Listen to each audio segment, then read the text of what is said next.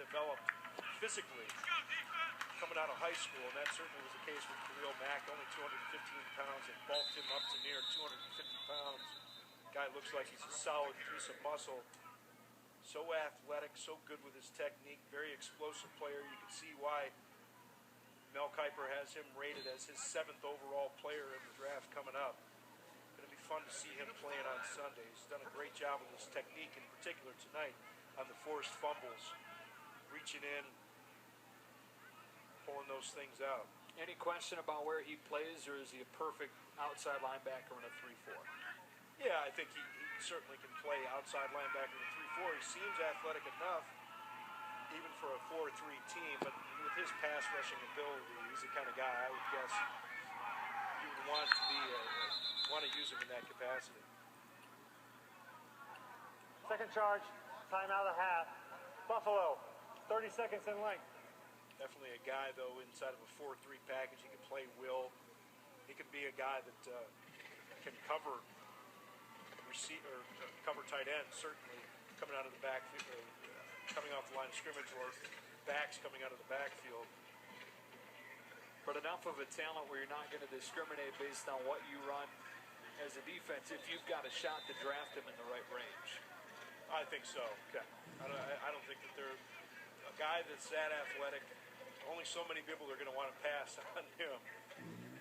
He can be disruptive enough, especially you get him on the end of the line of scrimmage. Just got excellent quickness. That first step, get off on ball, so important for defensive coaches. Take a look at what he was able to do. This play, Spencer Treadwell can't have a back lined up against him. He chases things down. Excellent closing speed. Just a feel for the game. And they've moved him around quite a bit tonight. I thought that was great. Lou Tepper, the defensive coordinator, he knew that Miami was going to try either with the formation sets or by sliding the line or by trying to distract with the motion or movement of particular plays to affect Khalil Mack, but moving him around, and he's made plays from everywhere along that defensive line. Bounce out of the outside is Potts. Good job by Miami, Ohio to rally. You see these guys down 37-0. Like the entire coaching staff told us, there hasn't been a spot this year, despite being 0-10, where they've ever stopped playing. And that's impressive.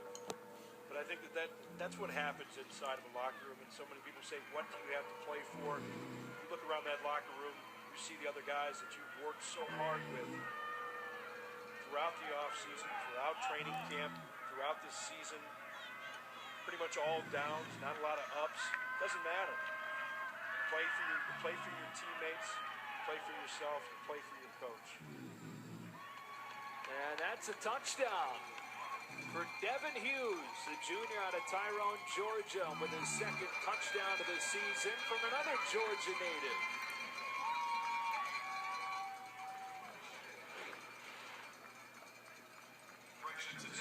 We on coverage here. Looks like he just got lost, but a great throw right to the corner of the end zone.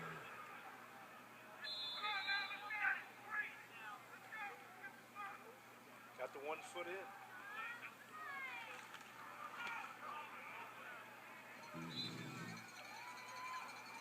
So from the Hiram, Georgia native Tony Daniel, the Tyrone, Georgia native Devin Hughes.